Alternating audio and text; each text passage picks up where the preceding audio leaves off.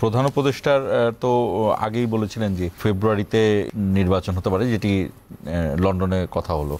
এরপরে আজকের যে সংবাদ সম্মেলন, এই সংবাদ সম্মেলনে আবারও সেই প্রস্তুতি, এক ধরনের ধোঁয়াশায় কি ভোটারদের মধ্যে কোনো ধরনের হতাশা সৃষ্টি হবে কিনা? দেখেন, আমরা সবাই তো ক্ল্যারিটি চাই। সো যখনই আমরা ক্ল্যারিটি না পাই, কিছু দূর তো আমরা একটু আশাহত হই, একটু ধোঁয়াশা সৃষ্টি হয়, এবং তখন সুযোগ পায় যারা আসলে বেশি করে ধোঁয়াশা সৃষ্টি করতে চায় বা যাদের নিজেদের সেপারেট এজেন্ডা আছে, যেটি একটু আগে আমি বলছিলাম যে মানে সরকারি মহলের রাজনৈতিক দল যারা এটা করছে তাদের এজেন্ডা পরিষ্কার, যেটা আমি বললাম।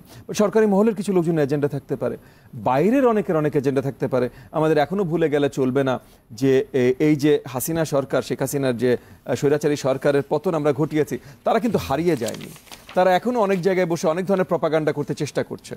এমনও আমরা দেখেছি, এই ধরনের আওয়াজও শুনেছি এবং এরকম ধরনের দেখেছি যে তাদের সাথে সারাক্ষণ একত্রিত ছিল জাতীয় পার্টি, একটা দল।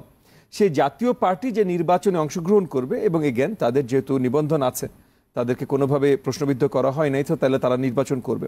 সেই নির্বাচনে একটা প্রভাব রাখতে চেষ্টা করবে তাদের মাধ্যমে শেখ হাসিনার দোসররা।